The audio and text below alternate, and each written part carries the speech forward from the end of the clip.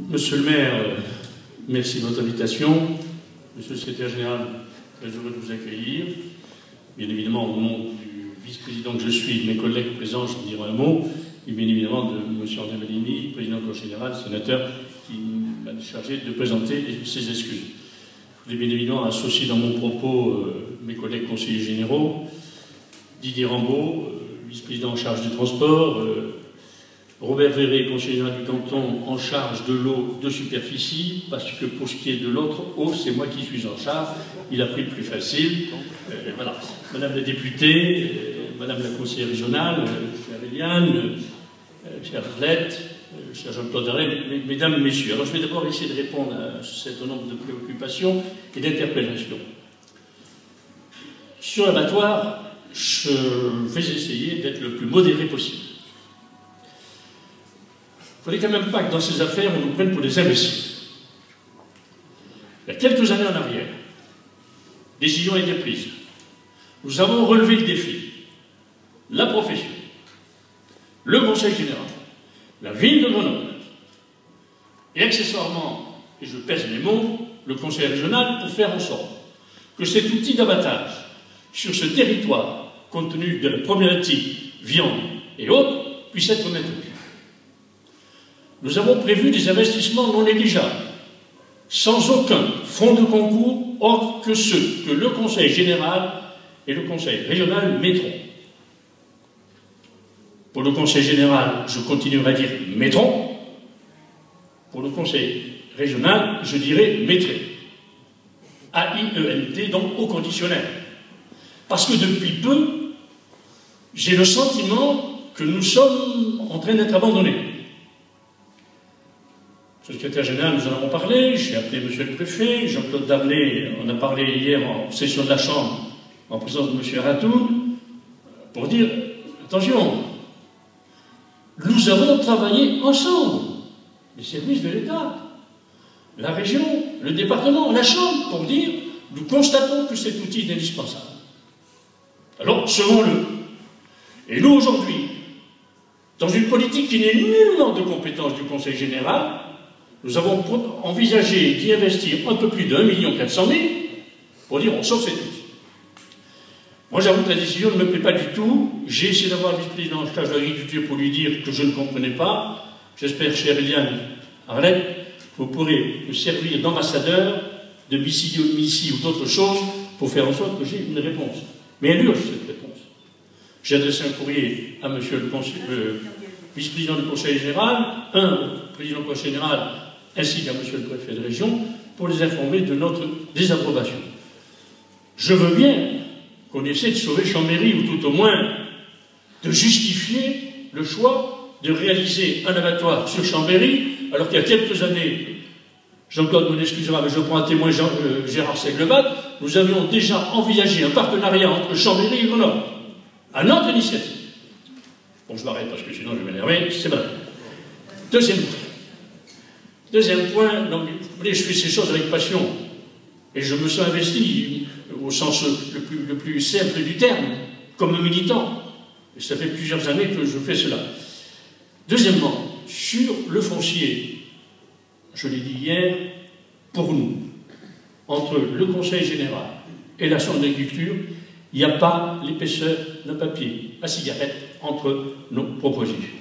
Et je suis heureux de le dire ici, sur ce secteur, que le Pays Voironnais et la métro, qui nous ont saisis pour nous demander si éventuellement on pourrait aller vers la politique des PEN, nous avons répondu favorablement et nous avons pris la maîtrise de cette opération en partenariat avec tout le monde ici. Il nous reste, monsieur le secrétaire général, un village gaulois, dans lequel on a encore à faire comprendre la logique qui est celle du PEN, c'est-à-dire préservation d'espace à destination de l'agriculture. Je suis convaincu que vous trouverez les mots pour essayer de convaincre ces élus qui ne sont pas encore acquis à la nécessaire continuité d'un espace. On va de Sassenage à Tulin, on n'est pas qu'entre les deux, on est un visa à présenter pour passer d'un point à l'autre. Je plaisante, mais c'est un petit peu la situation dans laquelle nous sommes. Et ce que je souhaite, c'est que nous allions au-delà de ce que nous avons fait sur ce territoire. que nous allions partout où il y a des initiatives en matière de SCOT pour que nous soyons en capacité de répondre. Le Nord-Isère, l'Isère au Daniel. Alors j'y vais sur la pointe des pieds parce que, comme je connais un peu le secteur, ça ne sera pas évident. Bien évidemment, d'autres zones.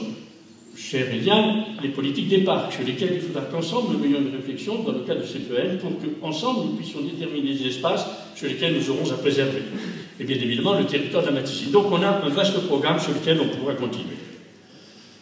Troisième élément, c'est bien évidemment sur les circuits courts. J'en ai été à l'origine, je ne vais pas revenir là-dessus, mais mesdames, messieurs, ça n'est pas la seule possibilité de maintenir l'agriculture. Elle se justifie compte tenu de la nature de ces productions, de la proximité de ces productions, de la proximité d'un marché, mais elle ne saurait à elle seule régler tous les problèmes de l'agriculture. Il faut donc que nous ayons, comme le suggérait Jean-Claude Darnay, une politique qui s'oriente sur un certain nombre d'initiatives que nous aurons à prendre, en particulier lorsqu'il s'agira des bâtiments d'élevage. Je vous rassure, même si les temps sont durs, même si les difficultés budgétaires sont devant nous, j'en dirai un mot en guise de conclusion, pour plomber la foire de Beaucroissant, cher monsieur le maire, plaisanterie mise à part, c'est simplement pour vous dire que les difficultés sont là. Mais sur le problème de ces filières, il faut que nous nous organisions, mais en même temps, que dans ce qui concerne les bâtiments d'élevage, nous continuerons le mode qui est celui que nous avons choisi, en partenariat avec la région, cher Eliane, au moment où tu avais cette responsabilité, pour qu'on incite vers la transformation, vers une adaptation des conditions d'exploitation et surtout les mises aux normes. Sur les mises aux normes, c'est vrai qu'elles sont pesantes, qu'elles sont lourdes. Ce que je souhaiterais, mais c'est à personne d'entre vous, mesdames, messieurs, que je peux m'adresser, c'est au-delà, c'est qu'on cesse d'apporter des normes successives les unes après les autres. Qu'on ait une vision cohérente, prospective, de l'aménagement du territoire et toutes les contraintes qui pèseront sur ces territoires, oui, mais qu'on le dise le plus tôt possible, le plus en amont possible, pour que les efforts d'investissement des agriculteurs, mais aussi des collectivités, parce que nous sommes aussi frappés par cela, soient évidemment respectés et que ça ne se traduise pas par des dépenses supplémentaires. Voilà ce que nous souhaiterions, et sachez que pour certains d'entre nous, nous avons saisi la représentation nationale pour qu'elle se penche sur ce problème, madame la députée, parce que tout le monde ici participe, contribue, accepte le principe de préservation, mais dans le même temps, nous avons besoin d'une lisibilité à moyen terme pour le moins. Sur les mesures agro-environnementales du Conseil général, je dois le dire, je l'ai dit hier, on a progressé, les uns et les autres. Vous, parce que vous avez fait les efforts qui étaient nécessaires pour la préservation, bien évidemment, de cet espace qui vous est confié, pour la durée. Mais nous aussi, parce que nous avons su, grâce à l'intervention de Serge Revel, et sans avoir touché au principe même des mesures liées à l'espace naturel sensible, de pouvoir distraire une partie des crédits sur ces espaces naturels sensibles pour les affecter à des zones qui sont en déperdition, en désertification ou en baisse d'activités agricoles pour faire en sorte qu'on puisse les sauver. Voilà pourquoi on a fait sur le Trièvre et qu'on va continuer à faire de telles opérations. Enfin, et j'en terminerai, cela. Nous sommes en pleine discussion budgétaire et c'est ni Didier ni Robert Véret qui me contrediront. Nous sommes dans un exercice extrêmement difficile. Je profite de l'opportunité qui m'est offerte au nom du Conseil général pour dire à chacune et chacun d'entre vous que les choix budgétaires, lorsqu'il s'agit de dire non, ça n'est pas facile. Mon expérience d'ancien haut-commissaire en Nouvelle-Calédonie me fait toujours avoir en mémoire cette phrase d'un vieux chef kanak à qui j'ai essayé d'expliquer la politique que nous voulions mettre en place pour la promotion des Kanaks. Il m'avait dit, monsieur le commissaire, vous savez, choisir, c'est toujours refuser. C'est là, aujourd'hui, dans la problématique dans laquelle nous sommes tous gestionnaires des collectivités, quel que soit le niveau de compétence qui est le nôtre. Et lorsque je reviens au Conseil général, la prestation compensatoire du handicap, la prestation à destination des personnes âgées, l'enfance à petite enfance, les collèges, le RSA, et je m'en arrête là, pèsent de plus en plus sur le Conseil général.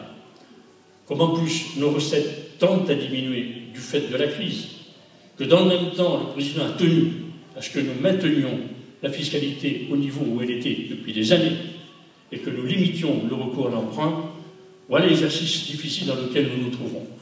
Voilà aussi pourquoi, en ce qui nous concerne, nous essaierons de privilégier, en partenariat avec les agriculteurs, les projets d'investissement, car nous sommes convaincus que c'est eux qui permettront l'installation, de porter l'agriculture dans sa dynamique et faire que dans ce département, l'agriculture continue d'être une composante essentielle en matière sociale, en matière environnementale, en matière économique. Bonne foi à chacune, chacun.